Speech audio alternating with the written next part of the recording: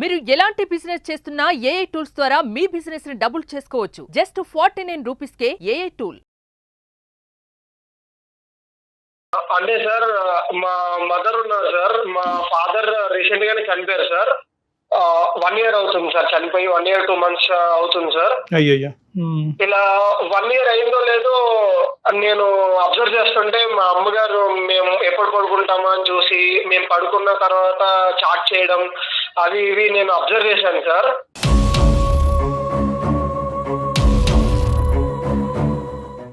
అది అబ్జర్వ్ చేసి నాకు చాలా బాధ వేసింది సార్. ఏంటి ఇప్పుడే నాన్నగారు చనిపోయి ఒక 1 year కూడా అవ్వట్లేదు, అసలు ఏం చేస్తుంది అది ఇది అని చెప్పి నాకు చాలా బాధ వేసింది సార్. ఒక రోజు అసలు ఏంటి చాటింగ్ అని చెప్పేసి ఆవిడ పడుకున్న తర్వాత నేను అబ్జర్వ్ చేసి మొబైల్ తీసి ఓపెన్ చేసి చూశాను సార్.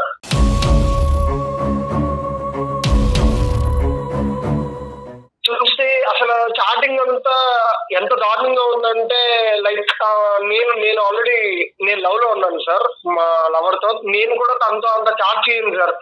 అంత డీప్ రిలేషన్ లో వాళ్ళు చాట్ చేయడం నాకు నిజంగా చాలా చాలా బాధేసింది సార్. చాలా సిగ్గుగా కూడా ఉంది సార్. అసలు మీకు ఎలా చెప్పాలి, మీకు ఎలా కన్వే చేయాలి, మా అమ్మకి ఎలా చెప్పాలి అని నేను చాలా సతమతం అయిపోతూ ఉన్నాను సార్. అసలు ఆవిడ ఇలాంటి పని లేదు సార్ ఈ ఏజ్ లో.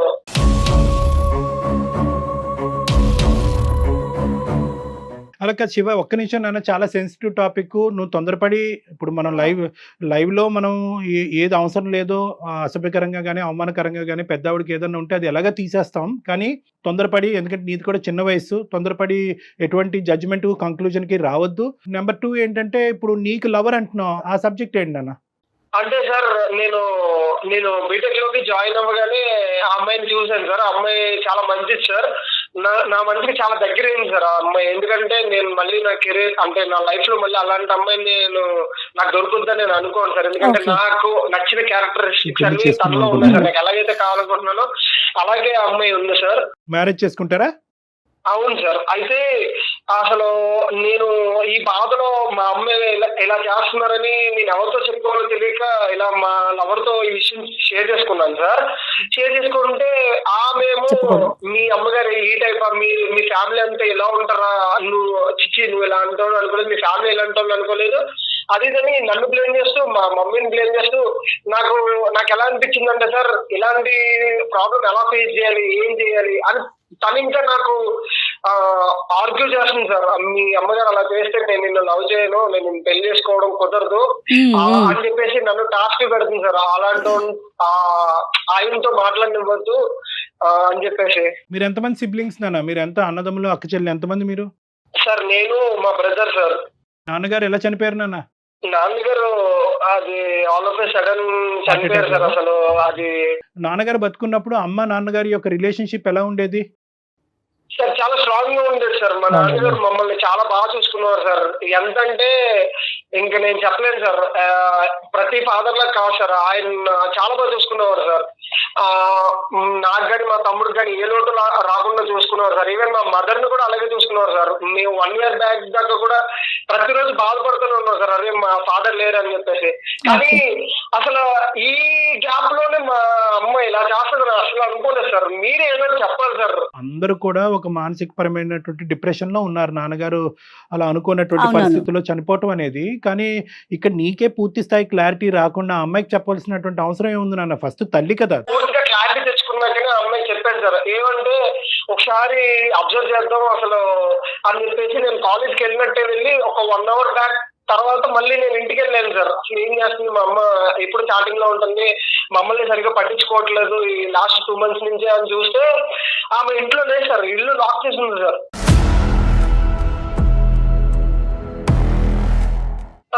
నేను ఫోన్ చేశాను సార్. ఫోన్ చేస్తే నాన్న నేను ఇలా బయటకు వచ్చాను రా, కొంచెం అర్జెంట్ పని ఉండి నేను వస్తాను అని చెప్పేసి అన్నా సార్. నేను ఫీవర్ గా ఉందమ్మా కొంచెం రా అని చెప్పినా కూడా ఈవినింగ్ 4 ఆ టైంకి వచ్చింది సార్. అంటే మేము 5కి వస్తామని చెప్పేసి 1 hour ముందు ఆవిడ జస్ట్ వచ్చింది సార్.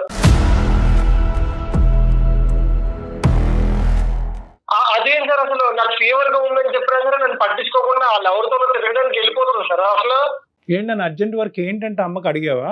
ఎప్పుడు వెళ్ళదా అమ్మ అది అది అడిగితే మాత్రం ఏం చెప్పలేదు సార్ ఆమె. ఇలాగే ఇలా అన్నది కదా అని చెప్పేసి నేను మళ్ళీ 2 days తర్వాత కూడా నేను చూస్తే ఇలాగే సార్, మళ్ళీ అలాగే వెళ్ళిపోయింది సార్. మళ్ళీ 4 ఆ టైం కానీ రావట్లేదు సార్. ఏంటి ఏం చేయాలి అసలు నాకు ఏం అర్థం కాక సార్ ఇంకా మీకు మెయిల్ చేశాను సార్. ఎవరితో మాట్లాడుతున్నారో ఆ వ్యక్తికి సంబంధించిన డీటెయిల్స్ మీకు ఏమైనా తెలుసా? అతను తెలిసిన వ్యక్తి అయినా ఇంతకు ముందు అలాంటిది ఏమన్నా మీకు అర్థమైందా? నాకు అసలు తెలియని వ్యక్తి కాదు మేడం, అంటే ఆయన తెలియదండి. కాకపోతే నేను చాట్ చూసాను మేడం, చాట్ లో ఇలా తెలిసిపోతుంది కదండి ఇలా ఉన్నది అని చెప్పేసి. సరే, ఇప్పుడు అతని వివరాలు మనం తర్వాత మాట్లాడుకుందాం అన్న. కానీ ఈ రోజు అమ్మని అడగవలసినటువంటి అవసరం ఎందుకు ఉంది అని నువ్వు అనుకుంటున్నావు? కేవలం ఆవిడ ఒక తోడు కోరుకుంటుంది. ఓకే, ఒక ఆవిడకి ఏంటంటే ఇప్పుడు బహుశా అమ్మ వయసు కూడా చిన్నదే, పెద్ద చెప్పుకోదగ్గ వయసు కూడా కాదు అమ్మది. సార్ ఏం మాట్లాడుతున్నారు సార్? ప్లీజ్ సార్ ఒకసారి నేను చెప్పేది వినండి సార్. అమ్మ వయసు అది ఇది కాదు సార్. సొసైటీ ఏమనుకుంటా సార్, మా నాన్నగారు చనిపోయి 1 year కూడా అయింది అంతే కదా సార్.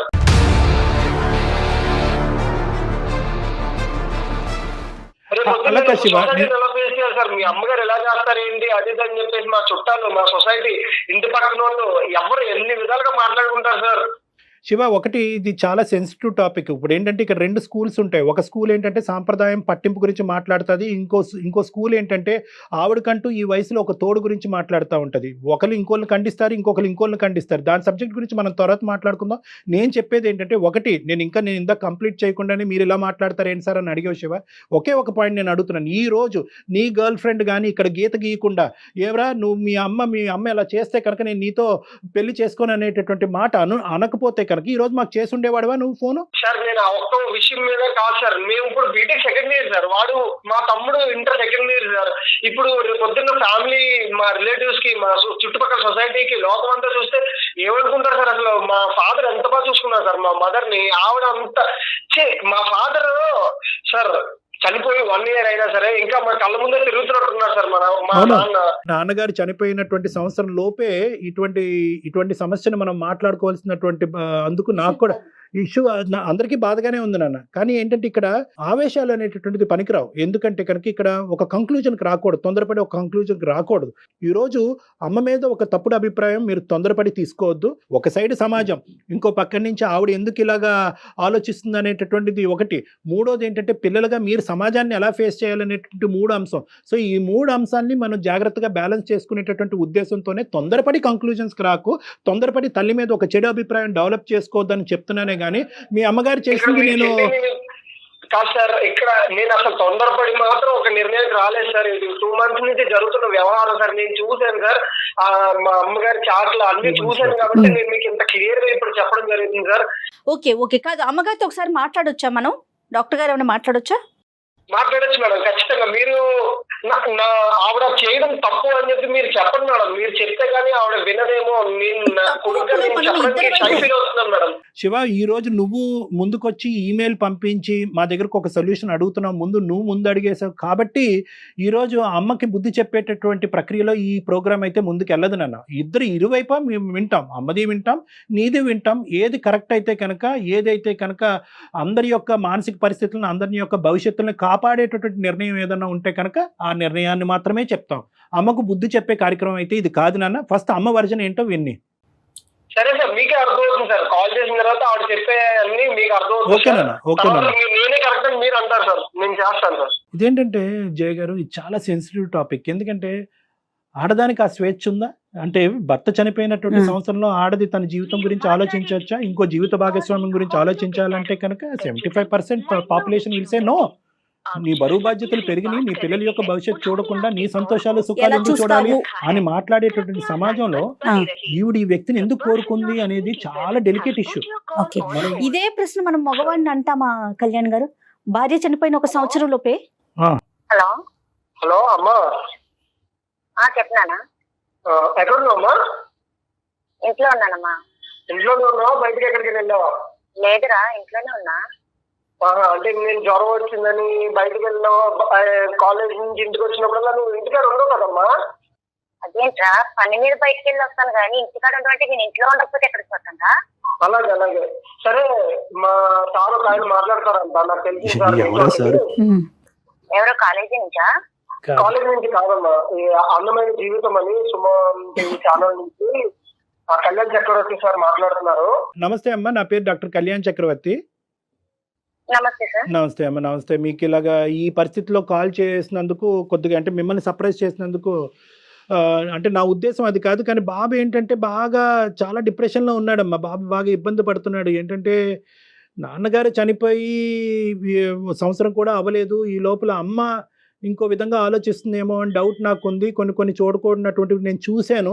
సార్ డౌట్ కాదు సార్, రియల్ గా చూశాను కదా sir chart. Okay okay Shiva, okay okay, మీరు హోల్డ్ లో ఉండండి ప్లీజ్. శివ, నువ్వు తొందరపడద్దు.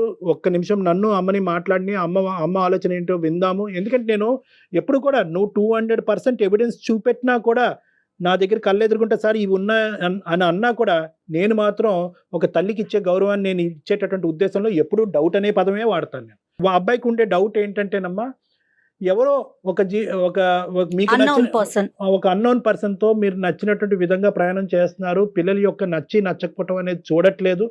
కాబట్టి ఇది రేపొద్దున ఇంకో విధంగా అవుతే కనుక మేము తలెత్తుకుని ఎలా తిరిగేటటువంటి పరిస్థితి వస్తుంది. నేను దేని గురించి మాట్లాడుతున్నానో, బాబు ఏది మాకు చెప్పాడో అనేది బహుశా ఈ పాటికే మీకు అర్థమై ఉంటుంది దుర్గ గారు. అర్థమైంది సార్, కానీ ఏదైనా ఉంటే శివ నువ్వు నన్ను డైరెక్ట్ అడగొచ్చు కదా సార్. ఇది చాలా సెన్సిటివ్ విషయం కదా దుర్గ గారు. నేను ఎలా అడుగుతాను అసలు? నువ్వు ఏం మాట్లాడుతున్నావా? నేను ఎలా అడగాలి? నువ్వు ఎవరితో తిరుగుతున్నావు, ఏంటి, ఏం చేస్తున్నావు? నువ్వు కాలేజ్కి వెళ్ళినప్పుడు నువ్వు బయటకు వెళ్ళి తిరిగి వస్తున్నావా అని నేను అడగాల? శివ జాగ్రత్తగా మాట్లాడు. శివ నువ్వు కొంచెం మంచిగా మాట్లాడు. ఇగో ఏదైనా ఉందంటే ఒకసారి అమ్మ ఇది అన్ని పరిస్థితి ఏంటి, ఇలా చేస్తున్నావు నువ్వు నన్ను అడగొచ్చా? సార్ వాళ్ళు తీసుకెళ్ళి ఇప్పుడు సార్ నాకు తెలియదు వాళ్ళ దగ్గర తీసుకెళ్లి నన్ను పెట్టు, ఇప్పుడు నేను తలెత్తుకొని మాట్లాడగలనా? ఎలా మాట్లాడుతున్నాను అంటే ఒకటి దుర్గా గారు, బాబా అనేటటువంటి పదాలు కొన్ని కరెక్ట్ కాదు. చిన్నపిల్లవాడు తెలియదు, మీ అబ్బాయి గురించి మీకు బాగా తెలుసు నాకంటే. అది పక్కన పెట్టండి. ఈరోజు ఇప్పుడు ఇదేంటంటే డైరెక్ట్గా పిల్లలు వచ్చి ఒక తల్లిని అడిగేటటువంటి ఒక ఇది కాదు. కాబట్టి ఆ అబ్బాయి మమ్మల్ని అప్రోచ్ అయ్యాడమ్మా. ఇది చాలా సెన్సిటివ్ టాపిక్ కాబట్టి ఎందుకు కాల్ చేశాము, ఎందుకు మా వరకు తీసుకొచ్చాడు అనేటటువంటి సబ్జెక్ట్ని పక్కన పెట్టి పిల్లలు బాగా మనస్తాపం చెందారు, వాళ్ళు చాలా బాధపడుతున్నారు. ఏంటి మా అమ్మ ఇలాగనేటటువంటి ఆలోచనతో కంప్లీట్గా ఇప్పటి వరకు మీ భర్త గారు చనిపోయిన తర్వాత ఈ స్థాయి ఉధృతమైనటువంటి పరిస్థితి మీ జీవితంలో ఇంకోటి వచ్చి ఉండదు. వాళ్ళ మనసులోంచి ఇంకా తండ్రి యొక్క బొమ్మ పూర్తిగా చెరిగిపోకముందే, చనిపోయాడు అనేటటువంటి భావం జీర్ణించుకోకముందే అసలు మీ జీవితంలో ఏం జరుగుతుంది అనేది ఒక్కసారి క్లారిటీ ఇస్తే ఆ అబ్బాయికి మేము సర్ది చెప్పే విధంగా కానీ, లేదంటే మీకు నచ్చ చెప్పేటటువంటి విధంగా మేము ఒక ప్రయత్నం చేస్తాం. నాకు వచ్చి 12 సంవత్సరాలకి మ్యారేజ్ అయిపోయింది సార్. 12 సంవత్సరాలకు మ్యారేజ్ అయిపోయింది. మా అమ్మగారు వచ్చేసి నాకు 6 నెలలు వచ్చినప్పటికీ చనిపోయారు సార్. మా అమ్మ మా నాన్నగారు కూడా చనిపోయారు.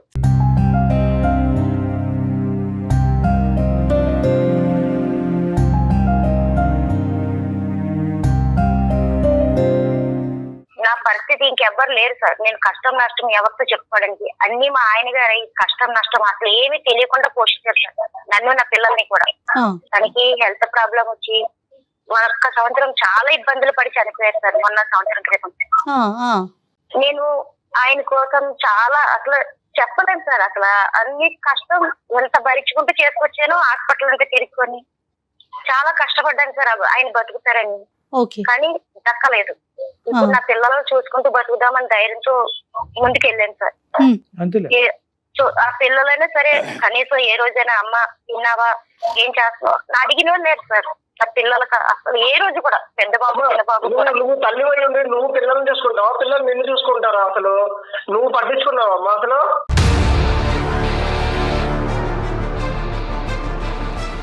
మిమ్మల్ని పట్టించుకోకుండా మీరు ఎంతవరకు అయ్యారా? అదే నాన్నున్నారు కాబట్టి నాన్నగారు ఉన్నందుకు ఇప్పుడు బాగా చూసుకున్నామ్మా. ఇప్పుడు నాన్నగారు లేరు. ఇప్పుడు నీ ఇష్టం వచ్చినట్టు నువ్వు చేస్తావా? నాకు అర్థం కాక అడుగుతాను. నేను ఏం చేశానని మాట్లాడుతున్నావు? ఏం చేశాను శివన్? మాకు ఎలా మాట్లాడడానికి ఏం చేశాను అసలు నేను చెప్పు. అదే నేను సార్తో మాట్లాడుతున్నా కదా సార్. నా ఇది ప్రాబ్లం సార్. మా ఆయన గారు 1 ఇయర్ క్రితం ఇలా అయింది సార్. చాలా హెల్త్ ప్రాబ్లం వచ్చింది. నేను ఆ బాధలో అసలు తట్టుకోలేని పరిస్థితిలో ఉన్నా సార్. డిప్రెషన్ కూడా వెళ్ళిపోతున్నా సార్ ఒక్కొక్కసారి. నా చిన్న వయసులో భర్తను కోల్పోయాను. పిల్లల భవిష్యత్తు ఏంటి, ఏం చేయాలన్న ఆలోచనలో ఉన్నా సార్.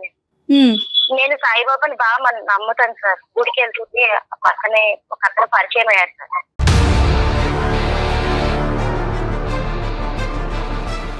ఆయనతో ఓన్లీ చాటింగ్ చేస్తున్నా సార్ అంతే. నార్మల్ గా ఆయన కష్టం అడిగితే చెప్తే ఆయన కూడా స్పందించాడు సార్. నేను ఏడిస్తే తను ఏడడం, భయపడకు, బాధపడకు, నీకు ధైర్యంగా ఉండు అని ధైర్యం చెప్తున్నారు సార్. దానికి నేను స్పందించి స్టార్టింగ్ వరకు చేస్తున్నా సార్. కానీ ఆ పిల్లోడు ఏది అర్థం చేసుకోకుండా, తల్లి మనసు ఏంటో అర్థం చేసుకోకుండా లేదు మాట్లాడుతున్నాడు. లేదు లేదు, అది చాటింగ్ లో లేదు అమ్మ. నువ్వు అబద్ధాలు చెప్పుకో, నాకు అంతా తెలుసు, నేను చూస్తున్నాను, చాటింగ్ అంతా నేను చూశాను. ఇప్పుడు ఏదో ప్రోగ్రామ్ లో రన్నింగ్ అవుతుంది కదా అని లైవ్ అని నువ్వు ఏదేదో చెప్పదు నాకు ప్లీజ్. నేను అసలు బర్స్ట్ అవుట్ అయిపోతాను. నేను ఫస్ట్ ఏం చేస్తాను నాకే అర్థం కావట్లేదు. నువ్వు ఓపెన్ గా చెప్పేసి ఏం చేస్తున్నావు, తప్పు ఏంటో, తప్పు నీ సైడ్ ఉందో తెలుస్తుంది.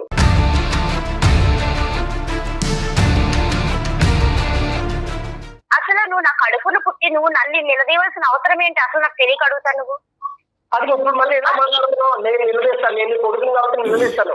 నాన్నగారు పోయి 1 year అయింది, 2 months లోనే నువ్వు మళ్ళీ ఇంకొకరు ఎలా తగ్గుతుంటా నాకు అర్థం కాదు. పైగా ఆయన ఏమో ఇప్పుడు నీకు సపోర్ట్ చేస్తున్నారు, నీ సైడ్ మాట్లాడుతున్నారు అని అంటావు. ఇప్పుడు నువ్వు ఆయన తీసుకుని నీ దాంట్లో చూసుకుంటే నేను పిల్లలు ఏమైపోవాలమ్మా? ఏ దారి చూసుకున్నావు? నీ దారి నువ్వు చూసుకుంటున్నావు. నువ్వు కాలేజీ నుంచి వస్తావు, ఫోన్ పట్టుకునే ఉంటావు, ఆ పిల్లతో చాటింగ్ చేసుకుంటూ నువ్వు మాట్లాడుకుంటా అటు సైడ్ ఉంటావు. కానీ ఏ రోజైనా సరే అమ్మ నాన్నగారు చనిపోయారు కదా, మన పరిస్థితి ఏంటి, ఏ రోజైనా కష్టం ఏంటి, నష్టం ఏంటి, ఏ రోజైనా నువ్వు అడిగావా నన్ను? నేను చేసిన తప్పేంటి? వేరే ఒక అతను నాకు కష్టం నష్టం అన్ని తను తెలుసుకున్నారు కాబట్టి నేను స్పందిస్తుంటే తను కూడా బాధపడ్డారు కాబట్టి నా కష్టం చెప్పుకున్నాను అంతే. అదే అదే నేను పిల్లోడు జ్వరం అని కాలేజ్ నుంచి ఇంటికి వచ్చేసినప్పుడు కూడా రాకుండా 4 దాకా చర్చలు జరిపించి అప్పుడు ఇంటికి రావడం, ఆయన నిన్ను సమర్థించడం, బాగా మాట్లాడడం, ఇదే అమ్మా జరిగేది.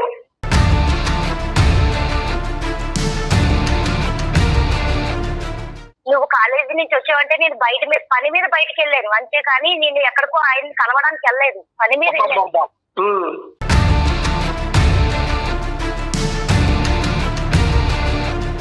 అసలు కొడుకువే నా తల్లిని మాట్లాడాల్సిన మాట ఒక్క నిమిషం అడుగుతున్నాను. అమ్మ మీరు నువ్వు కొడుకువేనా అనే మాట మీరు అంటాం తప్పే, తల్లివేనా అనే మాట అబ్బాయి అతను అంటాం కూడా అంటాం తప్పు. ఇది ఇద్దరు తరపున మాట్లాడితే కనుక ఇది చాలా సెన్సిటివ్ ఇష్యూ, చాలా బాధ కలిగించు. ఒక్కసారి మీ ఇద్దరి యొక్క భావోద్రేకాలు ఒకసారి మీరు కామ్ డౌన్ చేసుకుంటే నేను ఒక 2 మాటలు చెప్తాను. ఇప్పుడు బాబు కేవలం ఏదో మీరు చాటింగ్ చేస్తున్నారు అనేటటువంటి అంశం ఒక్కటే కాకుండా ఏంటంటే ఆ చాటింగ్ అనేటటువంటి దాన్ని కూడా ఒక రోజు రాత్రి అమ్మ పడుకున్న తర్వాత నేను చూడటం జరిగింది డాక్టర్ గారు, అందులో చూడకూడనటువంటి నేను చూశాననే బాధతో ఆ అబ్బాయి ఇప్పుడు ఓన్లీ ఓదార్పు గురించోనో లేదంటే ఎందుకంటే నేను ఆ చాట్లన్నీ ఏమి చూడలేదు, నాకేం తెలియదు అని అనుకుంటాను సార్ ఆవిడ. అందుకే ఇప్పుడు మీ దగ్గర కూడా ఏదో కవర్ చేస్తుంది సార్. నేను ఏడుస్తుంటే ఆయన ఓదార్చారు, ఇది ఇవన్నీ కవర్ చెప్తుంది సార్. అసలు బాబుకు కావాల్సినటువంటి ఒకే ఒక క్లారిటీ, మీ అమ్మ ఇప్పుడు మీరు భర్త పోగొట్టుకున్న బాధలో మీరు ఉంటే మీ ఎదుర్కొంటే మేము ఈ పంచాయతీ పెట్టడం ఎంతవరకు కరెక్టో రాంగో నాకైతే తెలియదు. కానీ 2 అంశాలు. ఇప్పుడు మీరు బాబు అక్కడ ఉన్నాడు, మీకు ఏదన్నా ఉంది, ఒక ఆధారం ఉంది, ఒక విధమైనటువంటి ఒక ఫ్యామిలీ లైఫ్ ఉంది అంటే కనుక అది ప్రధానంగా మీ పిల్లలే కాబట్టి వాళ్ళకు ఒక క్లారిటీ ఇవ్వాల్సినటువంటి అవసరం ఉంది. ఇది కేవలం ఒక ఓదార్పు గురించేనా అంటే పిల్లలు వాళ్ళ జీవితాలు వాళ్ళు చూసుకుంటున్నారు, వాళ్ళ చదువులు, వాళ్ళ రిలేషన్షిప్స్ లో వాళ్ళు బిజీ అయిపోయారు. భర్త పోయినటువంటి బాధలో ఉన్న నేను నా బాధను ఎవరితోనా పంచుకోవాలి అనేటటువంటి విధంగా ఒక మర్యాదపూర్వకంగా ఒక వ్యక్తి వచ్చి నాతో మాట్లాడి నాకు ఆ ఓదార్పు ఇస్తున్నాడు కాబట్టి ఆ రిలీఫ్ నేను అతని ద్వారా నేను పొందుతున్నాను అనేటటువంటి ఆలోచన, లేదా రానున్న రోజుల్లో ఈ ఏదైతే బాండింగ్ మీకు అతనితో క్రియేట్ అయిందో అది ఇంకో విధంగా మారబోతుందా అనేటటువంటి అంశం మీరు క్లారిటీ ఇవ్వగలిగితే కనుక బాబు మనసులోంచి ఈ బాధ, ఈ వేదన ఏదైతే ఉందో అది తీసేయడానికి ఒక దారి ఉంటుందమ్మా. మీరు చెప్పండి, అంటే ఇది ఓదార్పేనా ఇంకేమన్నా?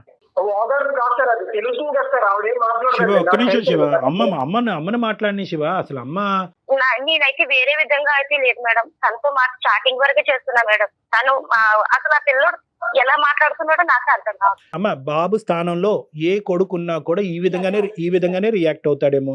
సంవత్సరికం కూడా అవ్వలేదు, ఇంకా 1 year కూడా అవ్వలేదు, తండ్రికి సంబంధించినటువంటి బాధల్లోంచి ఇప్పటి వరకు కుటుంబం మొత్తం బయట పడలేనటువంటి పరిస్థితి. ఇప్పుడు ఇలాంటి అంశంలో అక్కడ ఆ గ్రీఫ్ రియాక్షన్లో తండ్రి యొక్క జ్ఞాపకాలు ఎలాగ స్లోగా అందులోంచి బయటపడాలి అని ఆలోచించుకునేటటువంటి వయసు, ఆ వయసులో పిల్లలకి చాలా ఇబ్బందికరమైన పరిస్థితి. ఈ లోపల ఏంటంటే ఈ సబ్జెక్ట్ వచ్చేటప్పటికి ఇది ఇంకా వాళ్ళని వేదనకు గురి చేస్తుంది. దాంతోపాటు ఏంటంటే మీ అబ్బాయికి వచ్చినటువంటి పరిస్థితి ఏంటంటే నేను నమ్మినటువంటి ఒక అమ్మాయి ఉంది, ఆ అమ్మాయితో నేను జీవిత ప్రయాణం కొనసాగించాలి అని అనుకుంటున్నాను. ఇప్పుడు ఆ అమ్మాయి నా నెత్తిమే గన్ను పెట్టి మీ అమ్మాయి ఇలా చేసేటట్టు అయితే కనుక నేను ముందుకు పోను, నాకు బ్రేకప్ అన్నటువంటి విధంగా అమ్మాయి మాట్లాడేటప్పటికి ఈ అబ్బాయి ఇంకా సందిగ్ధ పరిస్థితిలో పడి ఇంకా భావోద్రేకం చెందుతున్నాడు. సో ఇటువంటి పరిస్థితుల్లో ఏంటంటే ఇది ఓన్లీ చాటింగ్ కాకుండా ఇంకేదన్నా ఉంటే కనుక అది ఆ విధంగా మనం మాట్లాడే ప్రయత్నం చేద్దాం. ఎందుకంటే ఈరోజు ఇది నా హక్కు, ఒక ఒక ఒక ఒక ఆడదానిగా నా హక్కు భర్తను పోగొట్టుకుంటే కనుక నాకంటూ ఒక తోడు నిలబెట్టుకోవటంలో తప్పే ఉంది అని మీరు బిగ్గరగా మాట్లాడితే కనుక మీ అందరం చేతులు కట్టుకుని కూర్చోటమే. మేము ఎవరు ఏం చేయలేదమ్మా. This is a right. నేను హక్కులు చూసుకున్నాను కాబట్టి వీళ్ళ కోసం ఆలోచించాను కాబట్టి నేను ఇంకా ఇలా ఉన్నా మేడం. అవునమ్మా. నాకు ఓకే. ఆయన ఓదార్పు వరకే మేడం, నేను చాటింగ్ చేసి ఓదార్పు వరకే మాట్లాడుతున్నా మేడం. కానీ తన హక్కుల కోసం మాట్లాడుతున్నాడు. హక్కుల కోసం మాట్లాడితే తను అసలు ఈ వయసులో ఆ పిల్లోడి ఒక అమ్మాయితో చాటింగ్లు మెసేజ్లు, ఆ అమ్మాయి లోకంలోనే ఉంటాడు మేడం. ఆవిడ చెప్పేది ఏంటంటే నేను ఒంటరిదాన్ని అయిపోయాను. ఇప్పుడు ఆ అబ్బాయి వెళ్ళి నా తండ్రి చనిపోయాడు అనేటటువంటి బాధ అక్కడ సేద తీరుతున్నాడు ఆ అమ్మాయి దగ్గర. వాళ్ళిద్దరు వాళ్ళ చదువు వాళ్ళ చాటింగ్. చిన్నోడు కాస్త వాడి జీవితంలో ఇంటర్మీడియట్ చదువుకుంటున్నాడు. ఈవిడ్ని ఎవరు ఓదార్చేది? అతి పిన్న వయసులో పెళ్లి చేసిన తర్వాత అంత చిన్న వయసులో పెళ్లి జరిగినటువంటి ఒక ఆడదాని వైపు చూసి సమాజం ఓదార్చేటటువంటి పరిస్థితి లేదు. తల్లి చనిపోయిన తర్వాత ఓదార్పు లేదు. మంచి భర్తని ఒక ఈడు జోడుగా ఈవిడ బయట ప్రపంచం తెలియదు అని అంటున్నారు, లోకజ్ఞానం లేదు. అటువంటి పరిస్థితుల్లో ఒక భర్త ఒక మూల స్తంభంలో నిలబడి ఈవిడిని ఇక్కడి వరకు తీసుకొచ్చిన అతను చనిపోయిన తర్వాత ఈవిడ ఎక్కడ ఓదార్పు తీర్చుకోవాలి అనేటటువంటి ఉద్దేశంతో ఒక గుళ్ళో కనిపించినటువంటి ఒక వ్యక్తితో తన మనసును పంచుకుంటుంది. దాన్ని మనం ఏ విధంగా చూస్తామో అనేటటువంటి దాన్ని బట్టి ఈ మొత్తం ఇష్యూ అంతా నిలబడింది. చెప్పండి దుర్గా గారు, మీ మీద ఒక వేలెత్తి చూపెట్టడం జరుగుతుంది. మీరు చెప్పండి ఒక 2 నిమిషాలు. ఏం చెప్పాలో కూడా అర్థం కావట్లేదు. ఏమీ లేదమ్మా. ఈ బంధం ఏదైతే ఉందో అది కేవలం స్నేహ బంధమేనా, లేకుంటే దాన్ని కొంచెం ముందుకు తీసుకెళ్లాలనుకుంటున్నారా? అర్థం కాదు. దేనికోసం భయపడుతున్నా చెప్పు. ఏ విషయంలో భయపడుతున్నా? నేను ఏం చేశానని భయపడా? నీ స్టార్టింగ్ చూసావు అంతే. నా పరిస్థితి ఏంటో నువ్వు చూసావా? నువ్వు ఎలా మాట్లాడుతావు అసలు? అదే స్టార్టింగ్ చూసానని చెప్పాలి. ఏం చేస్తా చెప్పమ్మా. ముందు ఇప్పుడు నన్ను ఓదార్చడానికి ఒక వ్యక్తి దొరికాడు నాకు. ఆయన కష్టం నాకు అన్ని మాట్లాడుతున్నాడు. నేను చాటింగ్ వరకే మాట్లాడాను అతనితో. నాకు ఒక ఓదార్పు దొరికింది. ఇప్పుడు నేను బాధల్లో ఉన్నా, డిప్రెషన్ కి వెళ్ళిపోతున్నా. మీ నాన్న ఎంత బాగా చూసుకునే కూడా తన లేడని బాధలో ఉన్నా. నేను డిప్రెషన్ కి వెళ్ళిపోయి నేనేమన్నా అయితే మీరేమైపోతారని నేను ఆయనతో మాట్లాడితే కొంచెం హ్యాపీనెస్ గా ఉందని మాట్లాడుతున్నా. దుర్గమ్మ ఒక్క నిమిషం అమ్మ. నీ పాయింట్ ఎవరు కూడా భూ ప్రపంచం మీద ఎవరు కూడా ఖండించటానికి లేదు. మీకు మీ మనసులో ఉండేటటువంటి బాధను పంచుకోవటానికి ఒక వ్యక్తి ఉన్నాడు అనేటటువంటి అంశం ఏదైతే ఉందో అది ఎందుకు ఖండించాలి?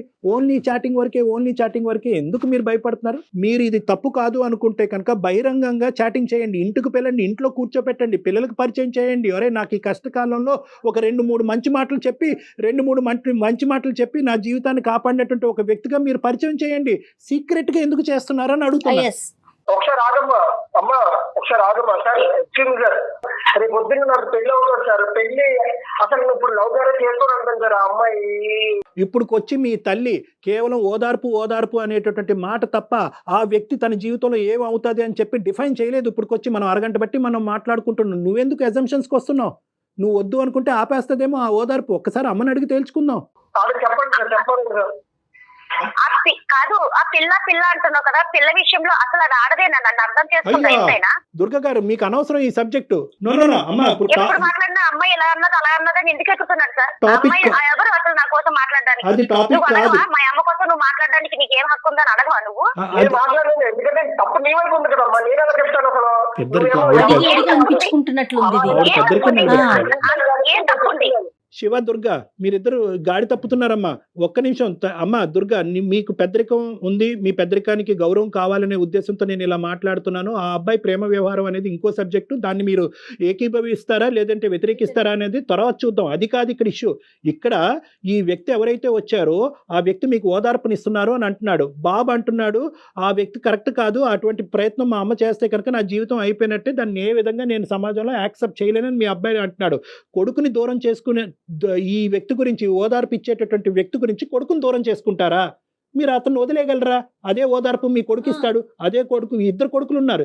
చెట్టంటే ఎదిగినటువంటి 2 కొడుకులు ఉన్నారు. అదే ఓదార్పు ఈ కొడుకుల్ని ఇస్తారు. అది మీకు యాక్సెప్టబులేనా? లేదంటే ఆ వ్యక్తిని నేను వదలలేనని అంటారా? సింపుల్, క్లియర్ చేసేసేయండి ఈ టాపిక్. వాళ్ళ లైఫ్ వాళ్ళు చూసుకొని వెళ్ళిపోతారు సార్. నా లైఫ్ ఏం చేయాలి సార్? నేను ఎవరితో ఉండాలి సార్? నాకంటూ ఒక తోడు ఉండాలి కదా. అతనితో మీరు ప్రయాణం సాగించాలనుకుంటున్నారు. అర్థమైందమ్మా. ఇప్పుడు నువ్వు డైరెక్ట్ గా చెప్పకపోయినా ఇండైరెక్ట్ గా అర్థమైంది. అతని పర్సనల్ లైఫ్, అతని జీవితం ఏంటి, ఈ డీటెయిల్స్ అన్ని మీకు తెలుసా? తర్వాత ఏమండి మేడం? నాకు తెలుసు మేడం. తన పరిచయం అయ్యారు ఆల్రెడీ. వాళ్ళ ఆవిడ గారితో విడాకులు అయిపోయినాయట మేడం. ఓకే. అయితే తను నన్ను లైఫ్ లాంగ్ చూసుకుంటాను అన్నారు మేడం. అది విషయం. చూసుకున్నారంటే నమ్మేస్తారా? విరాట్ ఎందుకని ఏంటి అవన్నీ ఆలోచించరా? అసలు ఎందుకైంది ఇలా చేయడం కరెక్ట్ కాదా సార్? అడగండి సార్ మీరు అన్ని శివ శివ, details గా. మేము అడగాలంటే నువ్వు ఆగాలిగా, ఒక్క నిమిషం ఆగమ్మా. చెప్పమ్మా దుర్గా, చెప్పమ్మా. సో అతని గురించి మీకు తెలుసు, ఎప్పటి నుంచి పరిచయం అమ్మా ఇది? సార్ నాకు తను ఒక 4-5 years నుంచి తెలుసు సార్. ఓన్లీ గుడికి, ఎందుకంటే గుడి పక్కని వాళ్ళది షాప్ సార్, ఓకే. పూజ సామాగ్రి అమ్ముతారు, అంతవరకు తెలుసు. మా ఆయన గారు చనిపోవడం అంతవరకు తెలుసు సార్. ఈ మధ్యనే తనతో నేను మాట్లాడడం మొదలు పెట్టాను అంతే సార్. మాట్లాడిన కాడి నుంచి కూడా నేను బాధపడి ఏడుస్తుంటే తను కూడా ఏడ్చేవాడు సార్. ఎక్కడైనా కూడా నాకు 2 పిల్లలు ఉన్నారు 5-6 సంవత్సరాల్లో, ఎప్పుడైనా మధ్యలో ఇద్దరు కొడుకులు ఉన్నారు, వాళ్ళు ఒక చెట్టంత ఎదిగారు, వాళ్ళకు ఒక అభిప్రాయం ఉంటుంది, మనం ముందుకు వెళ్ళాలి అంటే కనుక ఈ జర్నీని మీరు ఏ విధంగా తీసుకెళ్తున్నారు అనేది నాకు తెలియదు. కానీ మన ఇద్దరికి సంబంధించిన ఈ అసోసియేషన్, దాని పేరు ఏంటన్నది వదిలేసేయండి, ఈ అసోసియేషన్ యొక్క యాక్సెప్టెన్స్ నా పిల్లల మీద కూడా ఉంది, నా మగ పిల్లల మీద ఉందనే అభిప్రాయం ఎప్పుడు అతనికి చెప్పారా మీరు? భర్త చనిపోయి 1 సంవత్సరం అయింది, ఇంత డైనమిక్స్లో is it so easy to make a decision? Sir నాకు నా పిల్లల భవిష్యత్తు నా చేతిలో ఉంది సార్. నేను వాళ్ళు మంచిగా చదివించుకొని వాళ్ళ భవిష్యత్తు చూద్దామని ఆలోచన ఉన్నా సార్. కానీ నేను డిప్రెషన్ లో ఉన్నా సార్. ఎంతో కొంత తన వల్ల నాకు హోదార్పు దొరికింది సార్. నేను తనల్ని వదులుకోలేను, వీళ్ళని వదులుకోలేను సార్. ఇప్పుడు చాలా సింపుల్గా మీరు చెప్పేశారు, వీళ్ళని వదలను, ఆ అబ్బాయిని వదలను అనేది, అతన్ని వదలను అనేది కాదు. అది నేను ఇందాక అంటున్నాను, ఎప్పుడు వచ్చింది మీ పిల్లల యొక్క డిస్కషన్, ఎప్పుడు వచ్చింది? ఈరోజు మీతో మాట్లాడిన తర్వాత ఇప్పుడు తీసుకొస్తున్నారు. ఎప్పుడన్నా నేను ఇందాక అన్నటువంటి మాటకు సమాధానం చెప్పారా? ఏమయ్యా పెద్ద అయినా నువ్వు ఒక స్నేహితుడిగా ఉండు, నన్ను ఓదార్చేటటువంటి ఒక వ్యక్తిగా ఉండు, పెళ్ళి మా భర్త చనిపోకముందు నువ్వు ఏదైతే పాత్రలో ఉన్నావో నువ్వు అదే పాత్రలో నువ్వు ఉండు, ఇప్పుడు కొత్త పాత్ర పోషించవలసినటువంటి అవసరం లేదు, ఎందుకంటే మా కొడుకుల యొక్క మనస్తత్వం నాకు బాగా తెలుసు, వాళ్ళు దీన్ని ఏకీభవించరు అనే మాట ఆ పెద్ద ఆయనకి చెప్పారా మీరు? సార్ నేను చెప్పాను సార్, తనతో నేను అన్ని మాట్లాడాను సార్. నా పిల్లల పరిస్థితి నా కోసం అన్ని చెప్పాను సార్. తనకు అన్ని తెలుసు. తెలిస్తే నీకు ఒక వెల్యువేషన్ కింద ఉంటాను, నీకు ఒక ఫ్రెండ్ కింద సలహాలు ఇస్తాను, నేను అన్నిట్లో నీకు ముందుండి తోడు ఉంటానని చెప్పి సలహా ఇచ్చాను. అన్ఫార్చునేట్లీ ఈ సినారియోలో ఏంటంటే నీ కొడుకు నచ్చిందైనా నువ్వు చేయాలి, లేదంటే నీకు నచ్చిందైనా చేయాలి. ఇద్దరికి నచ్చింది చేయటం అనేది ఈ పరిస్థితిలో కష్టం అని నాకు అనిపిస్తుంది. తల్లి అంటే త్యాగమూర్తి కాబట్టి ఆ విధంగా ఆలోచించి నీ నిర్ణయం జాగ్రత్తగా బ్యాలెన్స్డ్గా ఆలోచించి చెప్పమ్మా. మొత్తం పిల్లల్ని, కుటుంబాన్ని, సమాజాన్ని అందరినీ దృష్టిలో పెట్టుకోండి. అంటే ఆ వ్యక్తిని కూడా ఇప్పుడు చూసిన వ్యక్తి కాదు, 4-5 సంవత్సరాల పరిచయం ఉన్న తెలిసినటువంటి వ్యక్తి. ఇప్పుడు తండ్రి భర్త చనిపోయిన తర్వాత ఇద్దరు బాగా దగ్గరికి అయ్యారు మానసికంగా. ఏమ్మా చెప్పండి దుర్గ గారు. సమాజం కోసం, ఈ కన్న పిల్లల కోసం, వీళ్ళందరి కోసం ఒక ఆడదాని జీవితం చంపుకొని బతకాల్సిందే మేడం.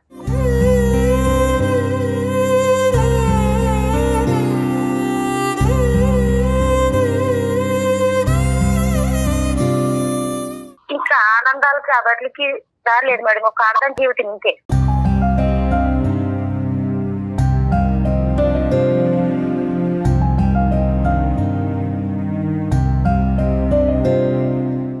అలా కాదులే అమ్మా. ఒకటి ఆడదాని జీవితం ఇంతే అనేటటువంటి మీ మాటలో రకరకాల యాంగిల్స్ ఉన్నాయమ్మా. మీరు ఇప్పుడు ఎవరి గురించో చేయట్లేదు, మీ కొడుకు గురించి చేస్తున్నారు, మీ బిడ్డల గురించి చేస్తున్నారు. మీరు ఒక్కసారి దయచేసి ఈ కఠినమైనటువంటి నిర్ణయం తీసుకోవటంలో మీరు ఇప్పుడు బాధపడినా కూడా తర్వాత సంతృప్తి చెందుతారు. ఇది ఎవరి కోసమో కాదు కదమ్మా, నీ బిడ్డల కోసం కదా. భర్తగా నేను వస్తాను, మళ్ళీ నీ లైఫ్లో కొడుకును పోగొట్టుకో అనేటటువంటి ఆలోచనతో వచ్చే మూర్ఖుడిలాగా నాకైతే అనిపించట్లేదమ్మా. ఒకసారి ఈరోజు జరిగినటువంటి సంభాషణ, శివ యొక్క ఫీలింగ్స్ అతనికి విడమర్చి చెప్పు, ఏమంటాడో చూద్దాము. ఏమ్మా చెప్పండి, మీ మనసులో మాట చెప్పండి తల్లి. వీళ్ళు నాకు అసలు అర్థం చేసుకునే వాళ్ళు కాదు సార్. వీళ్ళు కానీ సమాజం కానీ ఎవరు అర్థం చేసుకునే వాళ్ళు కాదు. నేనే నా ఆడదాని జీవితం ఇంతే సార్. నేనే ఇంకా ఎవరి జోలికి వెళ్ళకుండా నా సావేదో నేనే చేస్తాను సార్.